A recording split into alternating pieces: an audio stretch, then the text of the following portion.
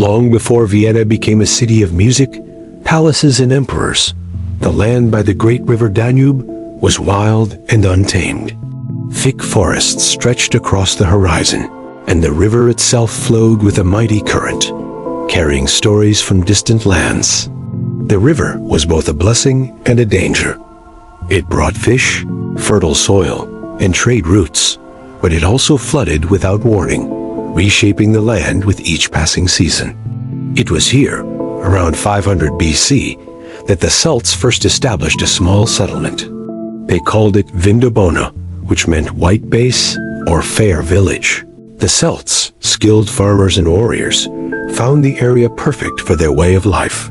The land was rich with game, the river provided endless resources, and the surrounding hills gave protection from sudden invaders. Around their wooden huts, they grew grain and kept livestock, building a community that depended on both cooperation and courage. But Vindobona was not isolated. The Danube was a road without end, bringing merchants, travelers, and sometimes enemies. Traders carried salt, amber, and wine, weaving the Celtic settlement into a wider web of cultures. Yet, with opportunity came danger. Raids from rival tribes tested their defenses, and the changing seasons reminded them how fragile life could be on the edge of a great river. The Celts, however, believed in the power of the land. They raised shrines to their gods in hidden groves, asking for protection and fortune. Their priests, the Druids, spoke of visions where Vindobona would one day rise to greatness, not as a village, but as a city that would echo across centuries. Few believed it then, but the seeds of Vienna's destiny had already been planted in the soil, waiting for the right time to bloom. Centuries passed, and the Celts' Vindobona remained a modest settlement, until the mighty Roman Empire turned its gaze northward. By the 1st century AD, Rome had already stretched its borders deep into Europe, and the Danube marked one of its most strategic frontiers. To the Romans, the river was not only a boundary, but also a shield against the restless Germanic tribes who threatened their dominion. Around 15 BC, Roman legions marched into the Celtic lands. At first, the Celts resisted, but Rome's discipline and iron power proved too strong. The settlement of Vindobona was soon transformed into a Roman military outpost. High stone walls rose where wooden palisades once stood, and neat, straight roads replaced the winding dirt paths of the Celts. Towers and gates guarded the camp, which became home to thousands of legionaries tasked with defending the empire's northern edge. The Romans built more than just defenses. They introduced aqueducts, baths, and forums, bringing a taste of Roman civilization to the frontier. Latin became the language of authority, though the old Celtic tongue still lingered in the countryside. Merchants filled the marketplace, selling olive oil, wine, and spices brought from the Mediterranean. For the first time, Vindobona was connected directly to the heartbeat of the empire.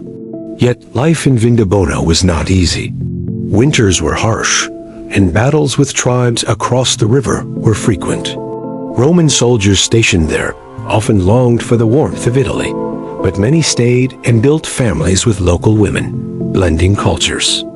In time, Vindobona became not just a fortress, but a town where Roman discipline mixed with Celtic tradition. Legends say that even the great emperor Marcus Aurelius spent his final days here, dying in Vindobona in AD 180. With his passing, the town was forever bound to the fate of the empire, standing as both guardian and witness to the tides of history. When the Roman Empire began to crumble in the 4th and 5th centuries, Vindobona's strong walls could no longer guarantee safety.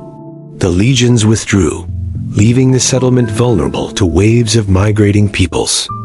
The once bustling Roman camp grew silent, its stone roads cracked, and its aqueducts fell into ruin.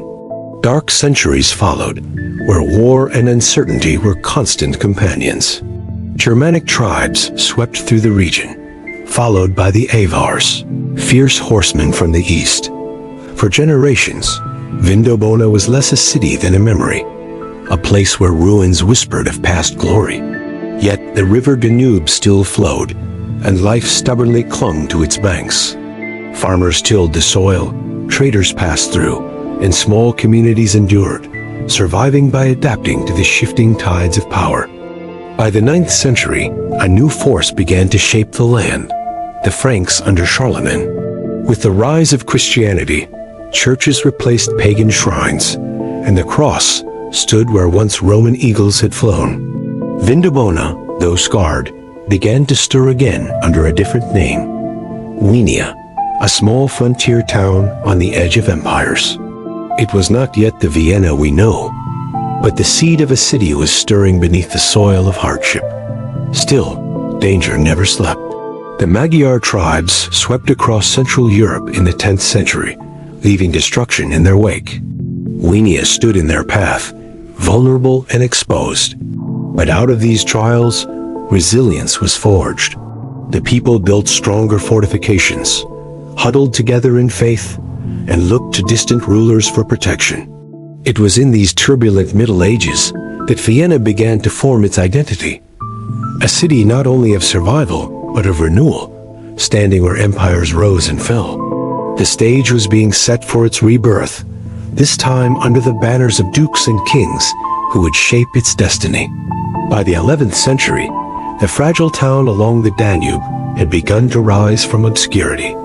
The Babenberg dynasty, a powerful noble family, took control of the region and made Vienna their seat of power. Under their rule, the once ruined settlement transformed into a thriving medieval town. Markets flourished inside its protective walls, and craftsmen filled its narrow streets with the sound of hammers, looms, and bells.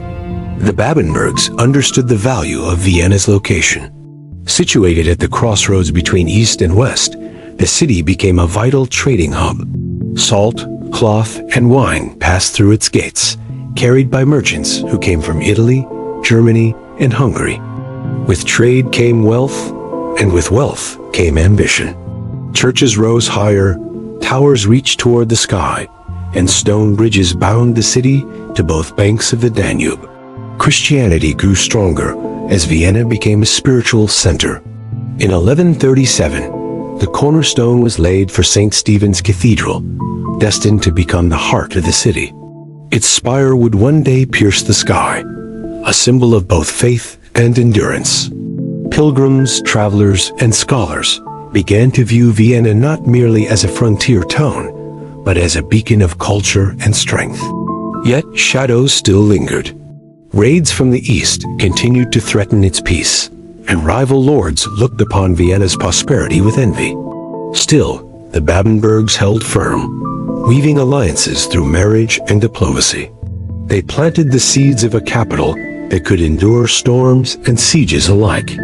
When the last Babenberg duke died without an heir in 1246, a new chapter began.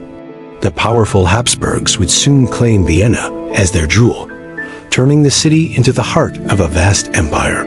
The destiny once whispered by Celtic druids and guarded by Roman legions was at last awakening in full. When the Habsburgs seized Vienna in the late 13th century, the city's fate was forever transformed. What had once been a frontier settlement, battered by centuries of war and migration, was now destined to become the heart of an empire. The Habsburgs recognized Vienna's strategic and cultural value, and they invested heavily in its growth. Stone walls expanded to protect a swelling population. Markets blossomed into grand squares, and trade routes converged, bringing silk from the east and silver from the Alps. Scholars and artists flocked to the city, drawn by patronage and the promise of a court that aspired to rival those of Paris and Rome. Vienna began to hum with life, not only as a military stronghold, but as a center of learning, music, and faith. The construction of St. Stephen's Cathedral continued, its Gothic spire reaching higher year by year, a symbol of both divine aspiration and civic pride. Around it, narrow medieval streets pulsed with the footsteps of merchants, priests, nobles, and commoners alike. Vienna was no longer just surviving, it was thriving. But with prominence came peril.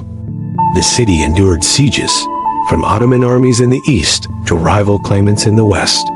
Each attack tested Vienna's resilience, yet each time it emerged stronger, its people more determined to defend their home. The Danube, once a wild and unpredictable lifeline, had become a highway of empire, carrying the city's influence deep into Europe.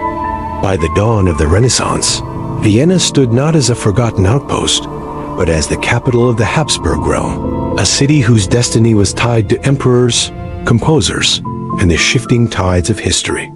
From Celtic Vindobona to Imperial Vienna, the journey had been long and turbulent, but the city's spirit had endured, carved into stone and memory, echoing through the ages.